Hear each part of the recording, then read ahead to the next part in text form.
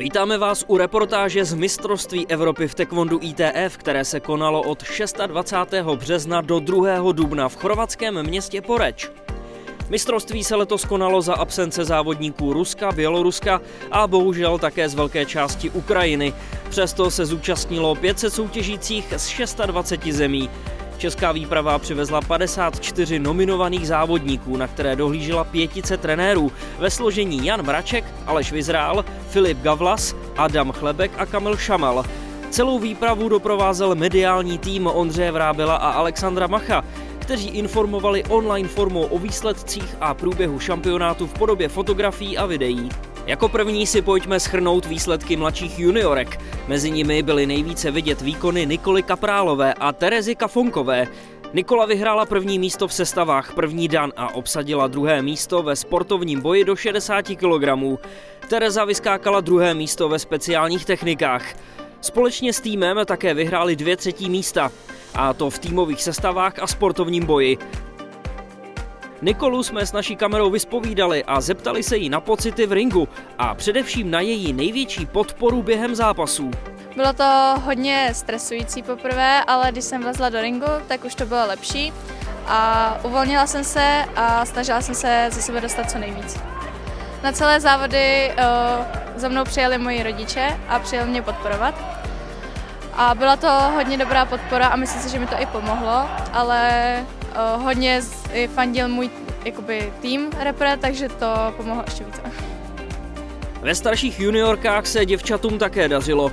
Aneta Byňovcová získala 3. místo v sestavách první dan a Marcela Minaříková ve svém premiérovém startu na evropském šampionátu vybojovala 2. místo v nejvyšší váhové kategorii sportovního boje. Společně naše závodnice vybojovaly 2. místo v týmových sestavách. Největší výkon předvedla bez pochyby Karla Šrubařová. Té se podařilo zvítězit a stát se mistryní Evropy v sestavách první dan. Poslechněte si, jak se na šampionát připravovala a jakým způsobem se děvčata vzájemně podporují při zápasech. Na mistrovství Evropy jsem se připravovala na soustředěních a také jsem chodila na naše oddílové tréninky, plus jsem se třeba ještě doma snažila občas něco trénovat. Tak já si myslím, že s holkama si v týmu určitě fandíme, podporujeme se vždycky, když někdo bojuje, tak tam hnedka běžíme a fandíme si všichni navzájem. Mladší junioři pozbírali rovněž spoustu cenných kovů. David Sahula se v sestavách první dan umístil na 1. místě, hned za ním na 2. místě Martin Mifek a na 3. místě Matěj Bacílek. Kluci obsadili všechny medailové příčky. O kategorii výše se ve finále potkal Mišovič Matěj a Marek Pavlas. Po finálovém utkání se z výhry radoval Matěj, ale s jistotou můžeme říci, že Marek sdílel stejnou radost.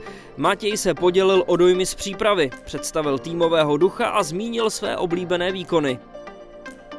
Tak oproti minulé Evropě si myslím, že jsem se soustředil víc na masugi, protože minule byly to moje první závody, takže to bylo víc takový celkový.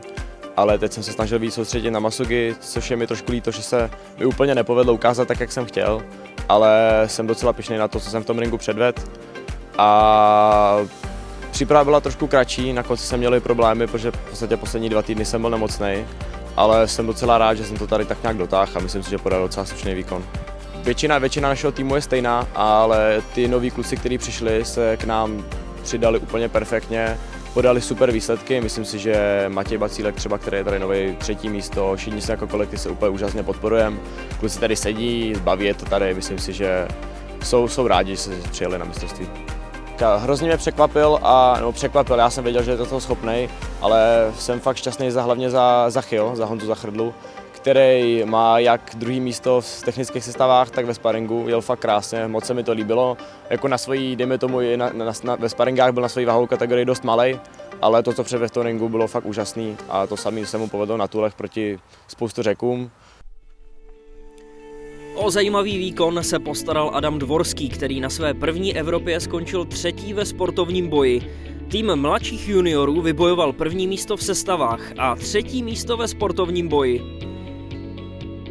Téměř vrstevníci starší junioři se rovněž na tatami vyznamenali. Vyhráli týmové sestavy a ve sportovním boji skončili na 3. příčce. V individuálním startu se blízkl Hubert Skála. V sestavách prvních danů postupně porazil všechny soupeře a ve finále si poradil i s reprezentantem Anglie a zaslouženě získal zlatou medaili. Lukáš Pavelek a Ondřej Faltin v této kategorii obsadili shodně 3. místa. Ondra poté vybojoval i 3. místo ve sportovním boji do 63 kg. Hubert a Lukáš se potkali až ve finále boje do 75 kg. Lukáš obhájil loňský titul mistra Evropy a potvrdil svoji příslušnost k evropské špičce. Hubert se umístil na krásném 2. místě. Lukáše čekaly ještě speciální techniky, kde jeho výkony znamenaly 2. místo. Přeskákal jej další český reprezentant Tomáš Gola, který podal krásný a odhodlaný výkon znamenající zlatou medaili. Tím však Lukášova sklizeň nekončila, protože byl vyhlášen nejúspěšnějším juniorem mistrovství Evropy. Pojďme si poslechnout zhodnocení vlastních výkonů a z pozice kapitána nám prozradil, čí výkony se mu líbily nejvíce. Za sebe jsem se zúčastnil jednotlivců sestav, speciálních technik a matsugi. V sestavách se mi dařilo, skončil jsem 3. za vlastně Hubertem, který vyhrál titul mistra Evropy. Ve speciálních technikách jsem skončil 2., kde vlastně taky za Tomášem Golou, který vyhrál titul mistra Evropy. A teď před chvilkou se mi podařilo obhájit titul mistra Evropy v boji do 75 kg, za co jsem já osobně velmi rád. Přípravu bych zhodnotil asi tak, že jsem se zaměřoval v masugi hlavně na kontry a přední obca. To jsem pak tady předváděl, myslím, pěkně a většinou se mi to povedlo. Osobně bych chtěl třeba vypíchnout víc výkonů, třeba teď ve finále výkon Huberta Skály, který předvedl, myslím si, moc pěkné vysoké obca, které mě trápilo v prvním kole. Dále bych také chtěl vyzvednout Ondru Faltina, který se umístil vlastně 3. matsugi, předvedl taky pěkný výkon Matěj Mišovice. Vlastně všechny kluky v juniorech, Toma Golu, který vyhrál titul mistra Evropy. Myslím si, že všem se podařilo to, co chtěli a myslím, že budeme odjíždět spokojení. Přesouváme se dále, a to k seniorkám. Ty společně vybojovali hned 3 první místa. V týmových sestavách, speciálních technikách a silovém přerážení. Pouze ve finále sportovního boje nestačili na výběr Řecka a skončili 2. V individuálních disciplínách se dařilo prakticky všem českým závodnicím. Veronika Rožboudová v sestavách první dan obsadila 2. místo a hned za ní se umístila Aneta Nekorancová. Vendula Bluchová si po své reprezentační pauze urvala 2. místo v sestavách druhý dan. Takový výsledek po zdravotní pauze udělá nejednomu závodníkovi radost. Tereza Štekerová se ve sportovním boji umístila na 2. příčce, když nestačila pouze na anglickou reprezentantku. Na další příčce se umístila Veronika Kokášová. Tereza dále získala stříbrnou medaili ve speciálních technikách a zlatou v silovém přerážení. Pro Terezu tato medailová sbírka znamenala ocenění pro nejúspěšnější seniorku evropského šampionátu. Dařilo se Petře Jíchové. Ve speciálních technikách vyskákala bronzovou medaili a vybojovala zlatou medaili ve sportovním boji do 77 kg. Svoje dovednosti předvedla Aneška Viktorie Čurdová a Jana Pokojová. Obě se v boji do 72 kg umístily na 3. místě. Domů si odváží velmi cenné bronzy. Svůj bronz si veze domů i Tereza Tobolová, která v kategorii sportovního boje do 67 kg nestačila až na reprezentantku Řecka. Do 3. místo obsadila i Martina Kopecká, která také nestačila na řeckou reprezentantku. Martina nám popsala přípravu zpestřenou o semináře a podělila se o její oblíbený úspěch týmu na letošním mistrovství. Musím říct, že letos ta příprava byla určitě pestřejší, protože jsme tam měli i různý vložený semináře, například s Tomášem Baradou na fight, potom jsme tam měli něco, co se týká sportovní výživy, stretchingu, regenerace a tak podobně, takže to bylo pestřejší a ta sestava, příprava mnohem rychleji utekla. A ty dny tolik nesplývaly, potom, když je člověk na soustředění dlouho, tak už je to jeden den za druhým, tak právě těma seminářema to bylo takový pestrý. Moc se mi líbil výkon včera týmu seniorek Přitky, protože to bylo opravdu vzrušo, to jako skákali dlouho, bylo to napínavý a ta medaile je teda těžce vybojovaná, to se mi líbilo hodně. Klobouk dolů. Mezi seniory byl bez pochyby vidět Jan Zachrdla. Pro něj to letos bylo již několikáté mistrovství, ale poprvé opravdu vydařené. Podařilo se mu vybojovat hned 2 stříbrné medaile, jednu ze sestav první dan a tu druhou ze sportovního boje do 71 kg. Honza nám řekl, jak se připravoval a zhodnotil nám týmovou chemii nejen seniorů. Přípravu na mistrovství Evropy do Chorvatska jsem hodně zvažoval, jelikož tento rok mě čeká maturita, ale díky škole, která mě velice podporuje ve sportu, jsem byl schopen získat individuální studium.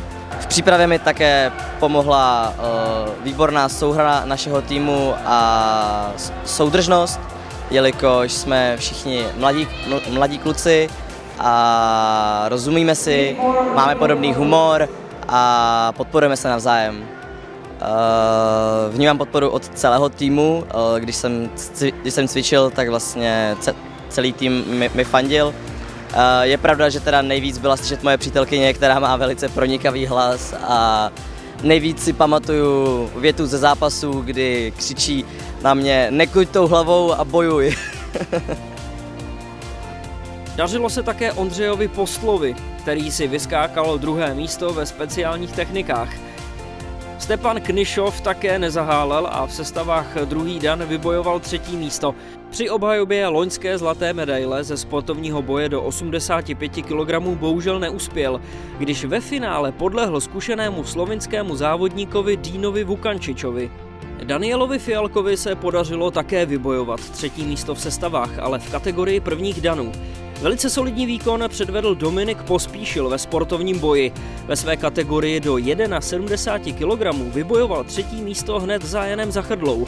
V týmovém sportovním boji podal krásný výkon proti řeckému soupeři Achilleasovi Bantisovi, který pravidelně vyhrává 1. místa.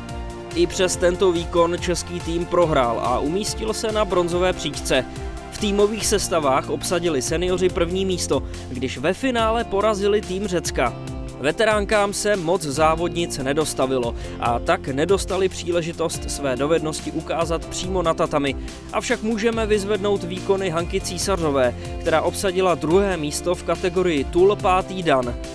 Ve finále ji porazila reprezentační kolegyně Věra Vomáčková, bývalá juniorská a seniorská reprezentantka, která mimo jiné v minulých letech sama reprezentaci trénovala. Poslechněme si její cestu napříč reprezentací a její pocity z nynější reprezentace oproti předchozí generaci. Jinak závodila jsem už v juniorech od 95. roku do roku 2007. Pak jsem byla trenérkou reprezentace juniorské, pak jsem otěhotněla, takže nějakou dobu pauza. A teď jsem si to chtěla zkusit i v těch veteránkách, tak jsem se vrátila a zkouším to. Myslím si, že lidi jsou pořád skvělí. Dříve byli, teďka jsou taky, je to skvělá parta. Trenéři se mění, ale na každých těch trenérech je, si myslím, jako spoustu dobrýho. A v čem se to mění? Asi se to trošku mění, možná lehce v tom stylu, anebo v tom, že se teďka musí vyhrát třeba celá skupina a v čase, ale jinak si myslím, že je to hodně stejný, hodně podobný. Veteráni měli své kategorie už o něco plnější. Jiří Faltin úspěšně obhájil zlatou medaili v sestavách 1. dan a znovu se stal mistrem Evropy. Jirka nám řekl něco málo o jeho přípravě a závodech. Tak příprava byla náročná, protože vlastně po skončení mistrovství Evropy na Krétě vlastně hned začala příprava na mistrovství Evropy tady v Chorvatsku. My veteráni jezdíme jenom na víkendové soustředění, protože si nečerpáme dovolenou, protože by nám to nevyšlo, takže jezdíme jenom víkendy. Je to náročný, ale dáváme to nějak. No. Závody byly super, trošku mě mrzelo, že tady není tolik lidí, jak jsem čekal. Určitě jsem mohl dopadnout líp, ale jsem spokojený s tím, jak jsem dopadl a ještě nás čekají týmové bitky, tak ještě možná třeba něco z toho cinkne. Zdeněk Rubeš vybojoval 3. místo ve sportovním boji do 90 kg a 2. místo v sestavách 5. dan. Letos se dařilo i Františkovi Jeřábkovi. Ten vybojoval 3. místo v sestavách 5. dan, 2. místo v boji do 90 kg a 1. místo ze silového předážení. V týmových disciplínách se veteránům podařilo vyhrát 1. místo v sestavách a 1. místo v silovém předážení. František Jeřábek šampionát završil ziskem poháru pro nejúspěšnějšího veteránského závodníka. Česká republika v konečném pořadí zemí obsadila krásné druhé místo s 21 zlatými, 23 stříbrnými a 30 bronzovými medailemi.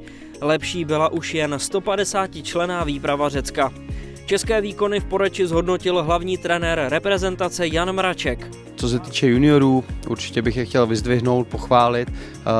Technické sestavy předvedly krásné výkony, musím opravdu vyzdvihnout Huberta Skálu, který vyhrál individuální tuly, Matěj Mišovic, potom Karla Šrubařů, který opravdu podali skvělý výkony a mně se jejich tuly fakt líbily.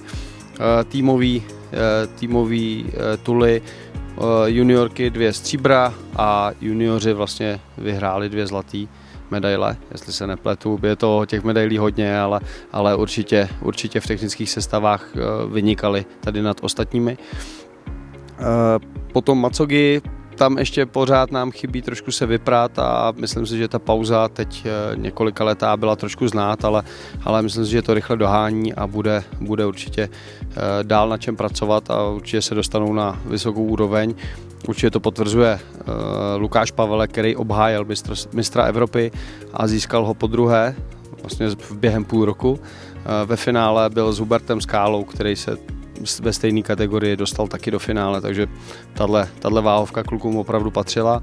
Seniori, tam to bude trošku těžší, holky určitě zase podali standardní výkony, technické disciplíny super, týmový, vyhráli vlastně týmový tuly, týmový maso, týmový přerážení a i týmový speciály, takže super, druhý místo přidali teď v týmový macogy, takže holky získaly ze 4 disciplín týmových 3 zlatý a 1 stříbrnou medaili, což si myslím, že se dlouho jim nepovedlo, takže za mě krásné výsledky. Peťa Jíchová individuální zlato v macogy, což je taky paráda.